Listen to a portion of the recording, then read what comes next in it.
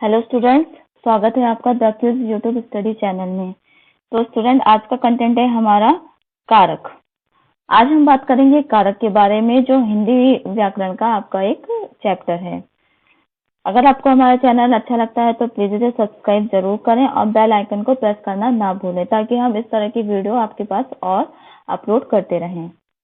चलिए आगे बढ़ते हैं। कारक क्या होता है?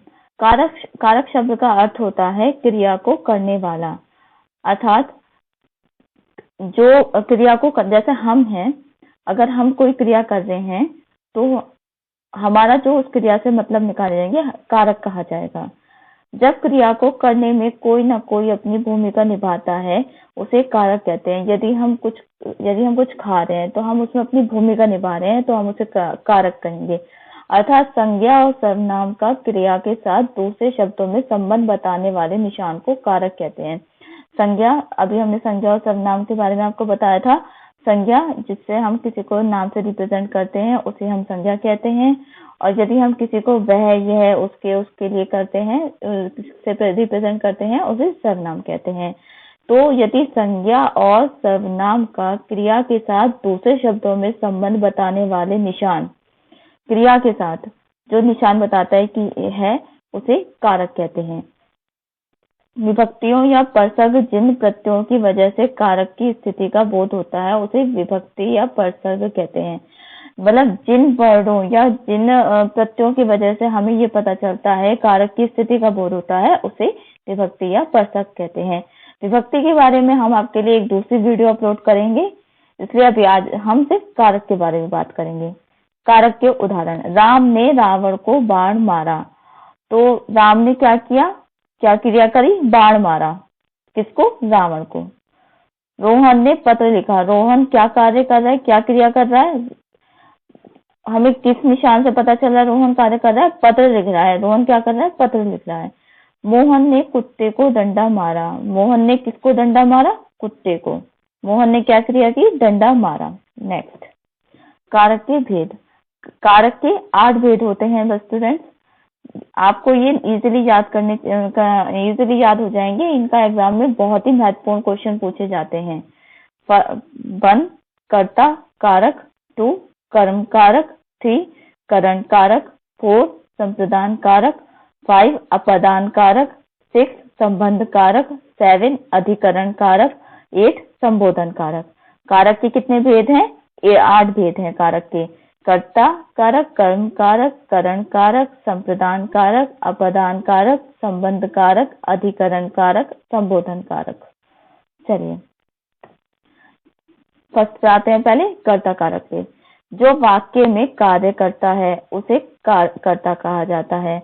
अर्थात वाक्य के जिस रूप से क्रिया को करने वाले का पता चलता है, उसे कर्ता कहते हैं।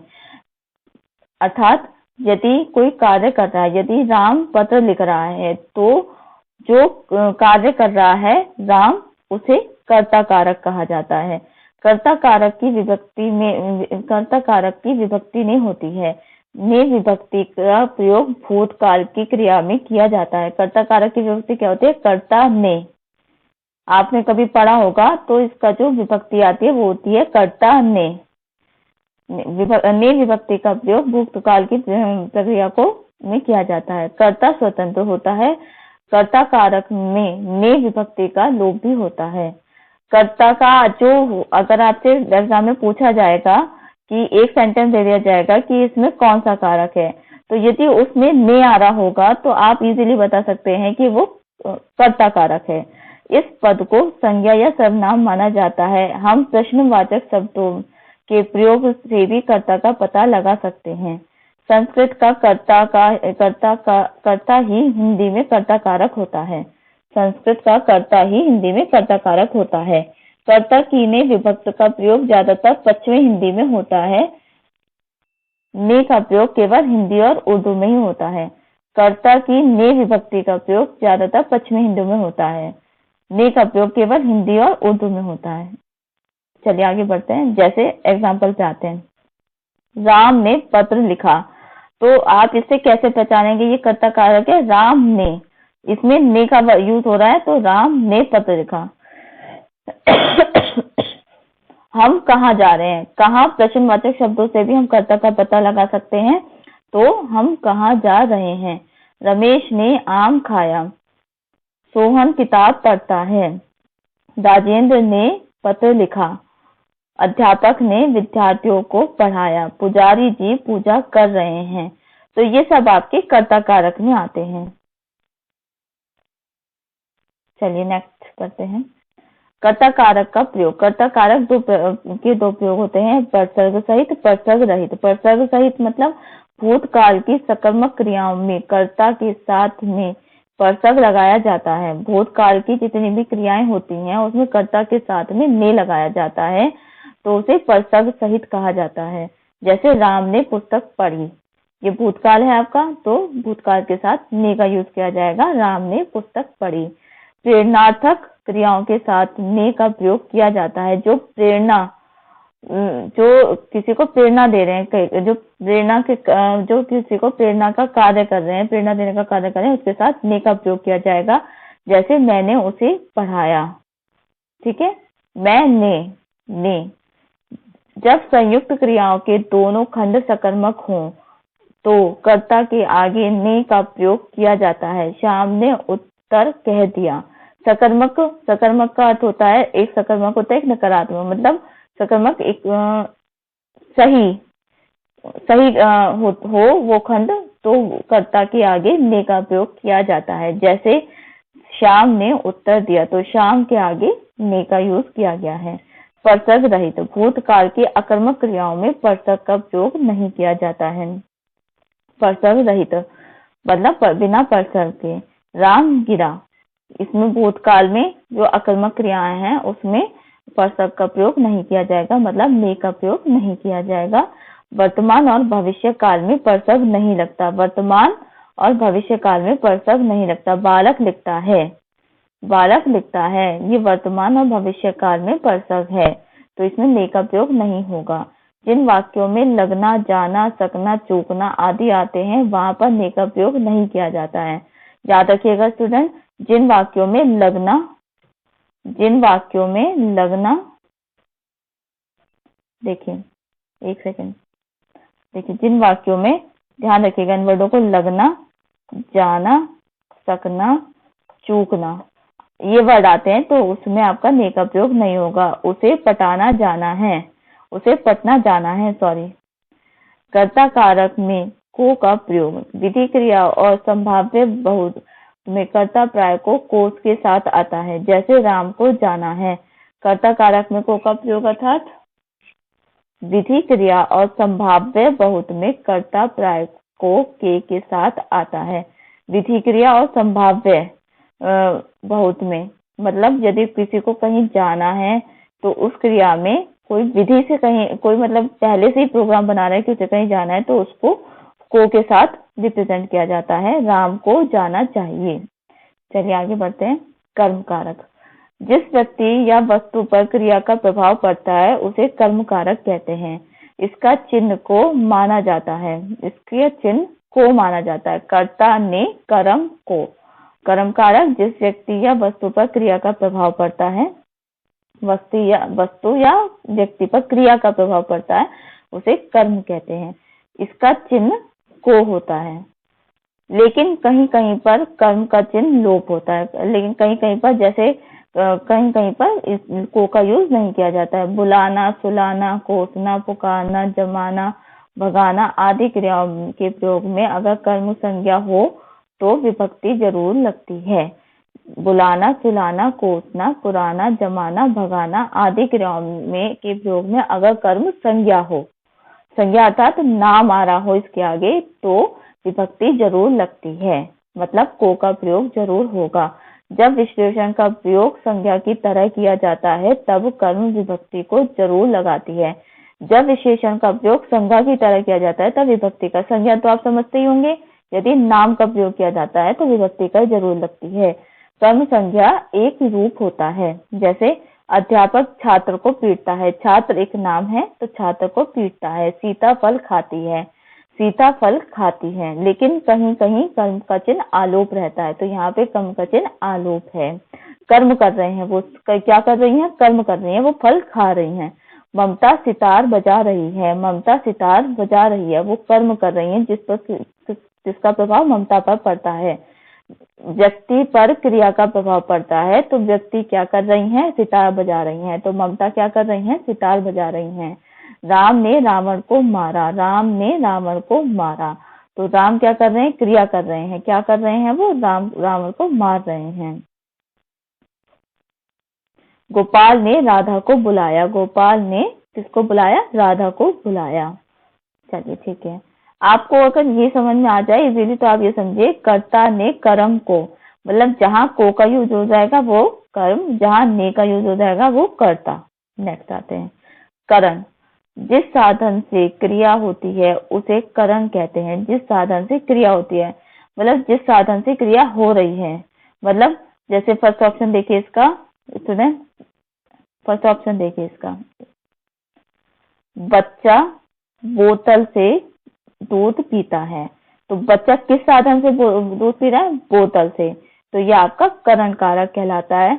इसका विभक्ति चिन्ह से होता है, इसका विभक्ति चिन्ह क्या होता है, से। जैसे कर्ता ने कर्म को करण से और के द्वारा होता है, कर्ता ने कर्म को कर्म से और के, ये दो वर्ड आते हैं इसमें। जिसकी सहायता से कोई कार्य किया जाता है उसे करण कारक कहते हैं। करण कारक का क्षेत्र बाकी कारकों से बड़ा होता है। करण कारक का क्षेत्र मतलब इसका जो क्षेत्र है बाकी कारकों से बड़ा होता है। उदाहरण, बच्चे गेंद से खेलते हैं, इसके दो विभक्ति होती हैं, कौन कौन से हैं इसकी, से और के। तो यदि इसमें से आ रहा है तो करण कारक है, और यदि इसमें के आ रहा है तो करण कारक है। तो बच्चे गेंद से खेल रहे हैं, ये आपका करण कारक है। बच्चा बोतल से दूध पीता है, ये आपका करण कारक है। राम ने रावण को बाण मारा, राम ने रावण को बाण मारा, राम ने रावण को बाण से मारा, सॉरी। सुनील पुस्तक से कहानी पढ़ता है, सुनील किससे कहानी पढ़ रहा है, पुस्तक से। कलम से पत्र लिख रहे हैं, कलम से पत्र लिखे हैं, लिख है, इसमें मिसप्रिंट है, लिखा है, तो किससे लिखा है, कलम से लिखा है। तो ये आपके करण कारक है। और इसमें जिस साधन से क्रिया होती है, मतलब ये नहीं कि इसमें संज्ञा से क्रिया कर रहे हैं, किस साधन से क्रिया हो रही है इस चीज का याद रखिएगा। संप्रदान कारक, संप्रदान कारक का अर्थ होता है देना, संप्रदान का अर्थ होता है देना, जिसके लिए कर्ता काम करता है उसे संप्रदान कारक कहते हैं। संप्रदान कारक में विभक्ति चिन्ह के लिए और को होता है, जैसे कर्ता ने कर्म को करण से संप्रदान के लिए, तो इसका जो विभक्ति चिन्ह है स्टूडेंट, इसका विभक्ति चिन्ह होता है के लिए। तो विभक्ति चिन्ह का जरूर याद रखें, क्योंकि आपसे एग्जाम में सिर्फ सेंटेंस पूछा जाएगा और उसमें आपको यही वर्ड अगर होंगे तो आपको ऑप्शन दिया जाएगा इसमें कौन सा कारक है। आपको एक सेंटेंस दे दिया जाएगा, जैसे गरीबों को खाना दो, तो इसमें आपको ये पूछा जाएगा कि इसमें कौन सा कारक है। तो आपको ये समझना चाहिए कि इसके सेंटेंस से आपको ये समझना चाहिए कि इसमें क्या आ रहा है। आपको समझ में आ जाएगा तो आप इजीली बता देंगे ये कौन सा कारक है। इसको किसके लिए प्रश्नवाचक शब्द लगाकर भी पहचाना जा सकता है। इसका जो प्रश्नवाचक चिन्ह है वो है स्टूडेंट ये, किसके लिए भी होगा तो भी आप पहचान जाएंगे ये संप्रदान कारक है। सामान्य रूप से जिसे कुछ दिया जाता है या जिसके लिए कोई कार्य किया जाता है उसे संप्रदान कारक कहते हैं। अगर हम किसी को कुछ दे रहे हैं, गरीबों को खाना दे रहे हैं, तो संप्रदान कारक है। इजीली ये दो वर्ड आपको समझ में आ गया। जिसके लिए कुछ कार्य किया जा रहा है उसे संप्रदान कारक है। मेरे लिए दूध लेकर आओ, अब हम किसी के लिए कार्य कर रहे हैं तो वो संप्रदान कारक है। ये दो सेंटेंस भी याद रखिएगा। यदि आपके सेंटेंस में आता है के लिए या आपके लिए आता है किसके लिए, तो ये संप्रदान कारक है। और यदि किसी को कुछ दिया जा रहा है या किसी के लिए कुछ कार्य किया जा रहा है तो संप्रदान कारक है। आगे बढ़ते हैं। 5 अपादान कारक, संज्ञा या सर्वनाम के जिस रूप से किसी वस्तु के अलग होने का बोध होता है। संज्ञा या सर्वनाम के जिस रूप से किसी वस्तु के अलग होने का बोध होता है वो अपादान कहते हैं। संज्ञा सर्वनाम आपको मैंने बता ही दिया, संज्ञा सर्वनाम किसे कहते हैं, जिसको किसी के नाम से रिप्रेजेंट किया जाता है उसे संज्ञा, और जिसको वह या ऐसा रिप्रेजेंट किया जाता है वो सर्वनाम के जिस रूप से वस्तु के अलग होने का बोध होता है उसे अपादान कहते हैं। संज्ञा या सर्वनाम के जिस रूप से अलग होना, उत्पन्न होना, डरना, दूरी, तुलना आदि करने का पता चलता है, ये सब ये आपके अपदान कारक होते हैं। इसकी विभक्ति चिन्ह से होता है। अपदान की भी विभक्ति चिन्ह से है, और मैंने अभी आपको बताया था कि करण कारक की भी अपवादित चिन्ह से है। तो कर्ता ने कर्म को करण के अपदान से, ये है आपका। पेड़ से आम गिरा, हाथ से छड़ी गिरी, तो इसका जो विभक्ति है वो क्या है, इससे। तो आप इससे, लेकिन इसमें ये देखिएगा कि अपदान में और आपके करण में क्या अंतर है। करण में जिस साधन से क्रिया होती है उसमें से का यूज होता है, और अपदान में संज्ञा या सर्वनाम के जिस रूप से किसी वस्तु के अलग होने का बोध होता है वो अपदान है। पेड़ से आम गिरा, आम पेड़ से अलग हो गया तो ये अपदान है। हाथ से छड़ी गिरी, छड़ी हाथ से अलग हो गई तो ये आपका अपदान है। संबंध कारक, संज्ञा या सर्वनाम के जिस रूप की वजह से एक वस्तु की दूसरी वस्तु से संबंध का पता चलता है उसे संबंध कारक कहते हैं। संबंध का मतलब तो आप जानते होंगे, एक दूसरे के बीच में संबंध लगाना। तो संज्ञा या सर्वनाम के जिस रूप की वजह से ये पता चलता है कि इस वस्तु में या दूसरी वस्तु में क्या संबंध है उसे कारक कहते हैं। इसकी विभक्ति चिन्ह का, के, का, की, रा, री आदि होते हैं। इसकी विभक्तियां संज्ञा लिंग वचन के अनुसार बदली जाती हैं। जैसे सीतापुर मोहन का गांव है, तो ये लिंग के अनुसार बदल गया। ठीक है, जैसे हम वस्तु में संबंध बता दिया सीतापुर मोहन का, लेकिन लिंग की वजह से का लगा तो चेंज हो गया, गांव है। सेना के जवान आ रहे हैं, सेना लिंग है तो सेना बहुत सारे हो गए, तो इसके आगे हमने क्या लगा दिया, के जवान आ रहे हैं। अधिकरण कारक, अधिकरण का अर्थ होता है आधार या आश्रय। संज्ञा के जिस रूप की वजह से क्रिया के आधार का बोध हो उसे अधिकरण कारक कहते हैं। संज्ञा के जिस रूप की वजह से क्रिया के आधार का बोध हो उसे अधिकरण कहते हैं। इसकी विभक्ति में और पर होते हैं। इसकी विभक्ति में और पर होते हैं। क्या क्या होते हैं इसकी विभक्ति में और पर होते हैं। ध्यान रखिएगा, अधिकरण में और पर होते हैं। भीतर, अंदर, ऊपर, बीच आदि शब्दों का प्रयोग इस कारक में किया जाता है। क्या कौन कौन से वर्ड किए जाते हैं? भीतर, अंदर, ऊपर, बीच आदि शब्दों का प्रयोग इस कारक में किया जाता है। इसकी पहचान किसमें, किस पर, किस पे आदि प्रश्नवाचक शब्द लगाकर भी किया जा सकता है। इसमें प्रश्नवाचक शब्द किसमें, किस पर, किस पे आदि से भी पता लगाया जा सकता है। कहीं कहीं पर विभक्तियों का लोप होता है तो उनकी जगहों पर किनारे, आश्रय, दिनों, यहाँ, वहाँ, समय आदि पर का भी प्रयोग किया जाता है। विभक्ति का लोप मतलब जहाँ पर में और पर का यूज ना हो तो वहां पर किनारे, आश्रय, दिनों आदि का यूज किया जाता है। आदि पदों का प्रयोग किया जाता है। कभी कभी में के अर्थ में पर और पर के अर्थ में लगा दिया जाता है। कहीं पर में की जगह पर और पर की जगह में लगा दिया जाता है। समझिए इसको। विभक्ति इसकी क्या है अधिकरण की? में और पर। जिस सेंटेंस में आ जाएगा और पर आ जाएगा वह आपका अधिकरण है, और नहीं तो भीतर, अंदर, ऊपर, बीच आदि शब्दों का प्रयोग हो तो वो आपका अधिकरण कारक है। भीतर, अंदर, ऊपर, बीच, भीतर, अंदर, ऊपर, बीच शब्दों से भी अधिकरण कारक का पता चलता है। और इसके कुछ प्रश्नवाचक भी वर्ड हैं जिससे आपको पता चल जाएगा ये अधिकरण कारक है। कौन कौन से? किसमें, किस पर, किस पे आदि। तो ये आपके अधिकरण कारक होते हैं। जैसे हरी घर में है तो इसमें में का यूज हो रहा है तो ये आपका अधिकरण कारक है। पुस्तक मेज पर है, इसमें पर का यूज हो रहा है, ये आपका अधिकरण कारक है। हरी छत के ऊपर है, अगर ऊपर आ जाता है सेंटेंस में, ये मैं आपको अपने आप से बता रही हूँ, तो आपका अधिकरण कारक है। राम श्याम सीमा के बीच में है तो बीच का यूज हो रहा है तो ये आपका अधिकरण कारक है। तो आप समझ गए होंगे अधिकरण कारक के बारे में। चलिए, संबोधन कारक। संज्ञा या सर्वनाम के जिस रूप से बुलाने या पुकारने का बोध हो उसे संबोधन कारक कहते हैं। संज्ञा या सर्वनाम के जिस रूप से बुलाने या पुकारने का बोध हो, मतलब बुलाना या पुकारने का बोध हो, उसे संबंध कारक कहा जाता है। जहाँ पर पुकारना, चेतावनी देना, ध्यान बटाने के लिए जब संबोधित किया जाता है, जहाँ पर पुकारना, चेतावनी देना, ध्यान बटाने के लिए जब संबोधित किया जाता है उसे संबोधन कारक कहा जाता है। जैसे हम किसी को बुला रहे हैं, जहाँ पर पुकारना, चेतावनी देना, ध्यान बटाने के लिए जब संबोधित किया जाता है तो उसे संबोधन कारक कहते हैं। इसकी पहचान करने के लिए हम एक्सक्लेमेशन मार्क का यूज करते हैं। मार्क्स देखिए, ये वाला मार्क, जहाँ ये मार्क होगा वहां आप समझ जाएंगे संबोधन कारक है। चिन्ह लगाया जाता है, इसके चिन्ह हैं अरे, अजी आदि होते हैं, इसकी कोई विभक्ति नहीं होती है। जैसे आपकी संबोधन कारक का कैसे पता लगेगा आपको? हे ईश्वर, आपका एक्सक्लेमेशन मार्क आ गया, ये आपका संबोधन कारक है। अरे, अजी आदि शब्द का प्रयोग हो गया, ये आपका एक्सक्लेमेशन कारक है।